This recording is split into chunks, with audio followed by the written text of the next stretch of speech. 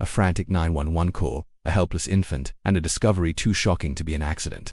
Was this the heartbreaking mistake of a young father or the unthinkable act of murder? On the evening of April 2, 2024, what at first seemed like a routine emergency call would soon spiral into one of the most disturbing cases Bernalillo County deputies had ever encountered. It began with a call placed to 911 by a woman named Rhonda King, whose frantic voice carried fear, confusion, and urgency. At first, dispatchers could barely make sense of what she was saying. The audio revealed only muffled arguing, hurried breathing, and incoherent words. For a few moments, the dispatcher wasn't even sure if the caller could communicate at all. "Hello 911, press the button if you can hear me. You can't speak," the dispatcher asked, trying to piece together the situation. Then, after tense silence, Rhonda's trembling voice finally broke through. "Yes, I need to have somebody come to Palomas Avenue. I don't know the exact address. I'm sorry. Please, it's an emergency." Her vague description frustrated the dispatcher. Without a precise address, responders couldn't be dispatched to the scene. The dispatcher pressed her for more details. "I need an address or a cross street so we know where to find you." Rhonda stammered and struggled, eventually giving enough information for deputies to be routed toward the south side of North K. The urgency in her voice, however, suggested more than a typical disturbance. Rhonda's words tumbled out chaotically, describing a man who was locked in the house with her, a death in the family, and fears that he might hurt himself. The dispatcher asked who the other person was. Rhonda identified him as James Colbert, a 59-year-old man she described as both her friend and ex-boyfriend. Rhonda claimed that James' mother had passed away, and that he was behaving dangerously, possibly attempting to harm himself. Her statements were scattered, but one fact was clear. She was terrified. "He's trying to get to the room. We locked the door, but he has the key," she whispered in desperation. Meanwhile, deputies from the Bernalillo County Sheriff's Office were already being dispatched. They had little information to go on, just a distressed caller, a possible mental health crisis, and the vague mention of a recent death. To many of the deputies, it sounded like an overreaction from a panicked woman. But as they would soon learn, nothing about this call was routine. When deputies arrived at the residence, the tension was immediate. Rhonda, still visibly shaken, tried to explain her fears, while James appeared eerily calm, almost detached. Deputies called into the house. "Sheriff's office. James, come out here to us." James complied, but appeared confused, sweaty, and slightly disoriented. Deputies quickly checked him for weapons, explaining it was for safety. James insisted he wasn't armed, repeating, "Nobody's armed, nobody's armed." From the very beginning, his demeanor was puzzling. He wasn't combative or aggressive, but seemed caught between shock and resignation. He acknowledged that his mother had passed away, describing himself as her caregiver and admitting he was struggling with her loss. Deputies noted he was sweating heavily, his shirt stained with blood, and small cuts visible on his face. Despite these warning signs, deputies leaned toward viewing the situation as a mental health episode, not a crime scene. They reassured James they weren't there to hurt him, that they just needed to ensure there were no firearms in the home. James nervously asked to keep certain doors locked, citing concerns about heating systems and security. Excuses that struck deputies as odd but not alarming enough to press further. To get more context, one deputy pulled Rhonda aside. Her explanation was emotional and rambling but full of disturbing implications. She said James had told her there was no reason to live anymore. She also expressed fear that James might be trying to access firearms. According to her, the home had been broken into months earlier, and James had previously reported that guns had been stolen. She wasn't certain if any remained, but she was convinced he posed a risk to himself. James, however, flatly denied having suicidal intentions. When asked why Rhonda would think that, he simply replied, "She just does. I don't know why." He seemed detached, even as deputies pointed out his injuries and bloodied shirt. This clash of perspectives, Rhonda's alarm versus James' calm denials, created uncertainty. Deputies began to doubt the severity of Rhonda's claims, even suggesting she might be overreacting. One officer remarked, "I think she's more my concern than he is." Still, the unease lingered. Something about James didn't add up. He was adamant about locking doors, appeared paranoid about security, and was strangely fixated on mundane details like lights and alarms, rather than his mother's death at this stage. The deputies believed they were handling a welfare check, an emotionally unstable man struggling after the death of his elderly mother. The presence of blood was explained away as minor injuries. Rhonda's distress was written off as exaggeration. James' statements further muddied the waters. He admitted his mother had died but insisted it happened naturally the day before. According to him, she had passed away at home, and he was still processing the loss. He hadn't called authorities, which deputies found odd, but his calmness made some of them doubt anything sinister had occurred. Medical personnel were called to evaluate James for his physical condition and possible mental health crisis. Deputies gently encouraged him to accept treatment, but he resisted being transported to a hospital. His focus remained on his house specifically, locking it and returning to secure his belongings. Behind the scenes, However, Rhonda revealed something chilling.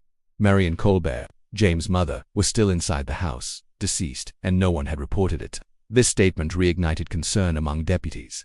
If true, it meant James had left his mother's body unattended for more than 24 hours. Even with Rhonda's shocking claim, deputies were divided. Some still believed James was simply grieving, and that Rhonda's frantic behavior was clouding her judgment. Others began to suspect there might be more to the story. The scene was tense but oddly subdued. James remained calm, almost disturbingly so, given the situation. His lack of visible grief, coupled with his insistence on controlling access to the house, planted seeds of suspicion. Yet, at this stage, deputies still hadn't seen inside the residence. To them, the situation was strange but not necessarily criminal. What awaited them beyond the locked doors would soon turn their assumptions upside down. As the situation on Palomas Avenue stretched into its second hour, deputies grew increasingly uneasy. The contradictions between James Colbert's calm explanations and Rhonda King's desperate warnings painted two completely different pictures. On the surface, James was a grieving son, disoriented and possibly overwhelmed by his mother's death. But Rhonda's trembling voice and repeated pleas suggested something darker was hidden behind the locked doors of the Colbert residence. For deputies, the question became unavoidable. What exactly was inside that house?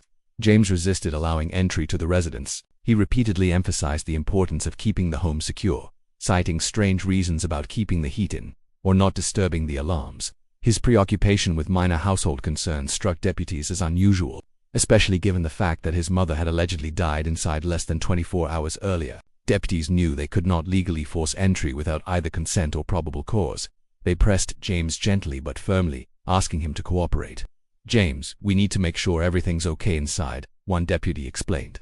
James hesitated, nervously shifting on his feet. He finally agreed, but only after deputies assured him that his home would not be damaged, and that they just wanted to check on things. With that reluctant consent, deputies approached the house. Rhonda, visibly shaken, warned him again, "She's still in there. His mom is still in there. He never called anyone." The moment deputies crossed the threshold, the air seemed to change. A heavy stillness lingered in the home, the kind of atmosphere that only exists in places touched by death.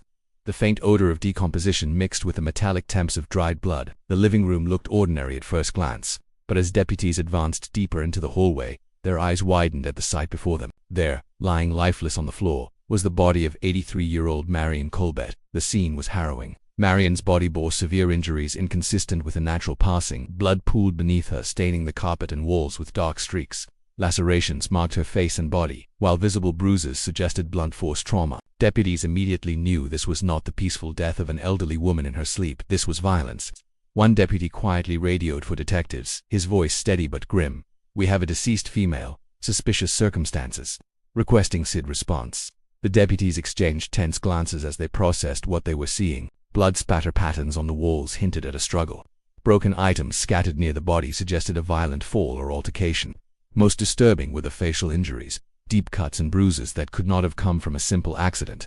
As deputies confronted James with the discovery, his response was strangely detached. He insisted his mother had fallen from a chair, hitting her head and dying in the process. "She fell. She just fell. It was an accident," he repeated. But his lack of visible emotion stood out. Where most grieving sons would be distraught, panicked, or in tears, James seemed oddly calm, even defensive. He continued to focus on the logistics of his home, asking deputies to close doors, turn off lights, and avoid disturbing his belongings. Deputies noted his demeanor carefully.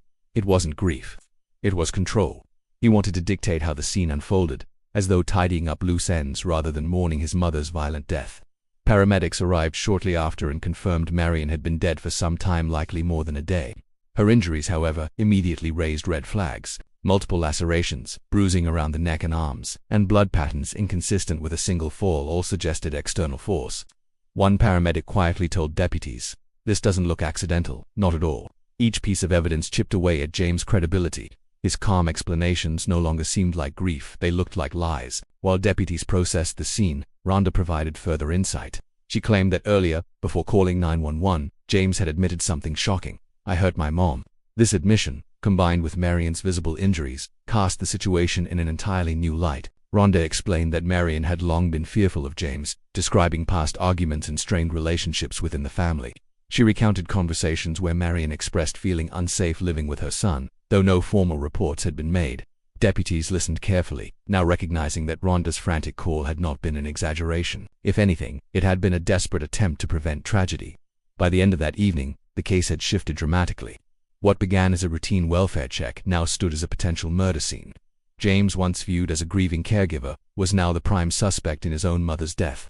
The transition was unsettling for the deputies. They had initially doubted Rhonda's urgency, even wondering if she had overreacted. Now, standing in a blood-stained hallway over Marion's battered body, those doubts were replaced with grim certainty. A crime had been committed here. Deputies made the decision to detain James for questioning. As handcuffs clicked around his wrists, he maintained his innocence, repeating the same explanation. It was just a fall. She fell, that's all. But his words rang hollow. The evidence told a different story. As James was escorted to a patrol car under the dim glow of flashing lights, neighbors peered from their windows, stunned by the scene unfolding on their quiet street. To them, James Colbert had always been a quiet, ordinary man. But now, he was at the center of a shocking, violent tragedy. Detectives sealed off the residence, preparing to process it as a crime scene. Forensic teams were called in to document every bloodstain, every broken object, every detail that could reveal what truly happened inside the Colbert home. Meanwhile, James was transported to the station for a lengthy interrogation, one that would peel back the layers of his story, expose inconsistencies, and ultimately determine whether this was an accident or an act of murder. The discovery of Marion Colbert's body had turned everything upside down. For the deputies, it was no longer a matter of if something had happened, but what exactly James had done and why. After the shocking discovery of Marion Colbert's body inside the home, deputies wasted no time transporting James Colbert to the Bernalillo County Sheriff's Office for questioning. What had begun as a welfare check had escalated into a full-fledged homicide investigation, and detectives knew that time was critical. The way James responded under interrogation could either shed light on the truth or bury him deeper under suspicion. James sat in the small windowless interview room, his hands cuffed to the table. Unlike many suspects brought in after such gruesome discoveries, James didn't appear distraught. He wasn't sobbing, panicked, or begging for release. Instead, he seemed detached, as though in denial about the severity of the situation. Detectives began calmly asking James to walk them through the events of the last 48 hours. His story was simple, almost too simple. James insisted that her injuries were consistent with an accident. He admitted he hadn't called 911 or sought help, but explained this as shock. "I didn't know what to do," he muttered. "She was already gone. I couldn't face it." At first glance, his explanation sounded like grief-induced paralysis. But detectives had already seen the body, and the injuries told a different story. Detectives pressed James on the details. They pointed out that Marion's body had been found in the hallway, far from any chairs or furniture that might explain his version of events. They reminded him of the blood spatter on the walls, patterns that suggested multiple impacts, not just a single fall. "James, people don't get injuries like that from one fall," a detective said firmly. "There are cuts, bruises, and marks that don't make sense." James squirmed in his seat but stuck to his story. "She fell, that's all it was. She just fell." His repetition of the same short phrases struck detectives as rehearsed and unconvincing. The more they challenged him, the more defensive he became. He never expressed grief for his mother or shock at her death, only irritation that the deputies were misunderstanding him. His focus remained on justifying himself rather than mourning Marion. As James clung to his story, detectives turned to his family for clarity. That's when the most damning revelations came to light. James' brother and sister-in-law agreed to speak with investigators. They painted a deeply troubling picture of life inside the Colbert household. According to them, Marion had been fearful of her son for years. Though she loved him, she confided that his temper, instability, and controlling behavior made her feel unsafe.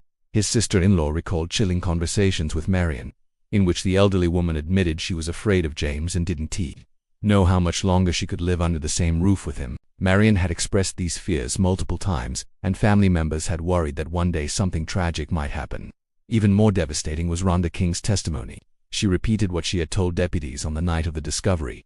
James had admitted to her, "I hurt my mom." That statement, combined with her first-hand knowledge of his strange behavior and paranoia, added weight to the theory that Marion's death was no accident.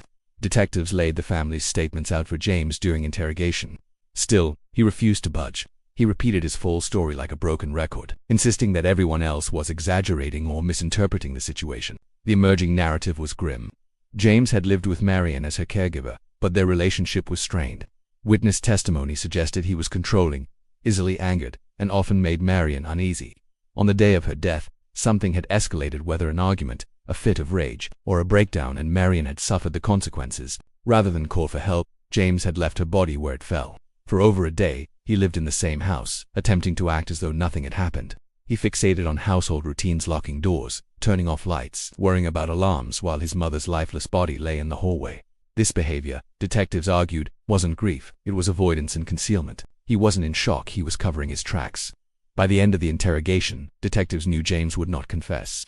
He clung to his version of events, refusing to acknowledge the mountain of evidence against him. Still, they didn't need his confession. The evidence, testimony, and physical findings were strong enough to build a case. James was formally charged with second-degree murder and failure to report a violent death. The charges reflected not only the brutal injuries Marion suffered, but also the disturbing reality that James had left her unreported for over 24 hours. As he was led back to his cell, James remained silent. His refusal to speak was telling, not the silence of grief, but the silence of someone caught between guilt and denial. For Marion's family, the revelations were devastating. They had long suspected James was unstable, but few had believed it would end this way. Their elderly matriarch, a woman who had lived over 8 decades, had spent her final years afraid of her own son. Now, their worst fears had come true. Marion hadn't died in peace. She had died violently, at the hands of the very person who should have been caring for her. The weight of that truth hung heavy over the Colbert family, even as prosecutors prepared to take James to trial. The case of James Colbert moved quickly through the justice system, propelled by the disturbing evidence uncovered at the scene, the family's testimony, and James' own suspicious behavior in the aftermath of his mother's death. Though James never confessed during interrogation, investigators and prosecutors believed the physical and testimonial evidence left little doubt about what had happened inside the Colbert home. Still, the legal process required painstaking preparation.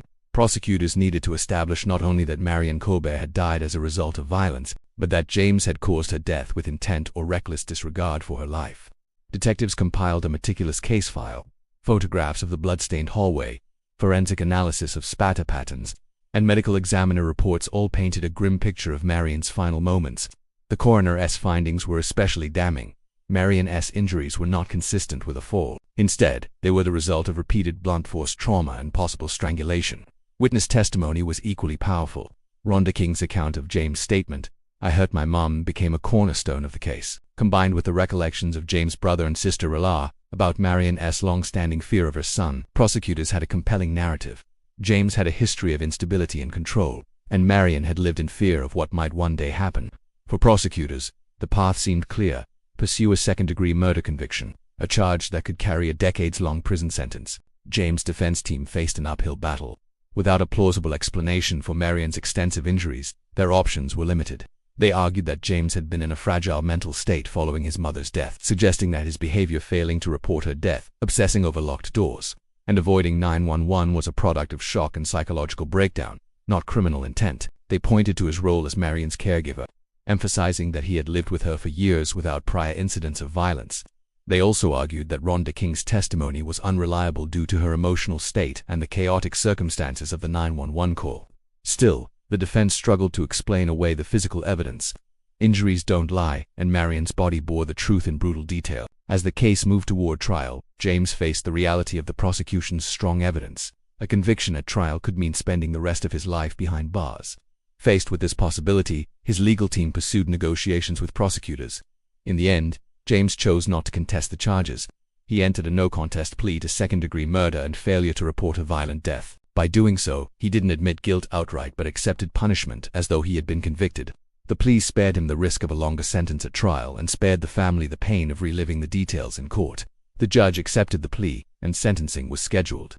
In the packed courtroom, family members of Marion Colbert sat quietly as James was brought before the judge. For them, this was the moment where years of fear, months of investigation, and countless sleepless nights finally reached a conclusion. The prosecution described James' actions as both violent and heartless, emphasizing that not only had he taken his mother's life, but he had also failed to show even the most basic human decency in reporting her death. Instead, he left her body unattended, attempting to carry on as though nothing had happened. James' defense argued for leniency, again pointing to his fragile mental state and lack of prior violent criminal history. But the court was unmoved by excuses. In the end, James Colbert was sentenced to 9 years in prison, a punishment some felt was too light, given the nature of the crime. For Marion's surviving family, the sentencing was bittersweet. On one hand, they were relieved that James was being held accountable. They no longer had to fear what he might do, and they could finally begin to grieve Marion properly. On the other hand, 9 years seemed like a small price to pay for the violent death of an elderly woman. Her relatives spoke softly to reporters, remembering Marion as a kind and gentle woman whose life ended in cruelty. They emphasized her fears of James, heartbreakingly vindicated by the outcome. The case drew attention in New Mexico and beyond, sparking conversations about the vulnerabilities of elderly people living with unstable family members. Marion's fears, ignored for years, had tragically come true. The story became a sobering reminder of the importance of listening to vulnerable voices and taking family concerns seriously. It also raised questions about the justice system. Why did James receive only 9 years for taking his mother's life? Some argued that plea deals are necessary tools to guarantee convictions and spare families lengthy trials. Others countered that the punishment failed to match the crime, diminishing Marion's suffering and death. At its core, the Colbert case is a story of fear, neglect, and tragedy within a family home. An elderly woman spent her final years afraid of the son she depended on, and in the end, her fears were justified. James Colbert never showed remorse. He never admitted to causing Marion's death, clinging instead to the fiction of an accidental fall. Yet the evidence told the truth. His actions after her death, refusing to call for help, focusing on trivial matters, and admitting to hurting her, spoke louder than any words he could deny. For the community, the case remains a chilling reminder that danger can hide in plain sight, even behind the doors of an ordinary home in a quiet neighborhood. For Marion's family, it is an enduring wound, softened only slightly by the knowledge that justice, however limited, was served. In the end, Marion's story is not just about her death, it is about the importance of speaking out, listening to warnings, and protecting the vulnerable before tragedy strikes.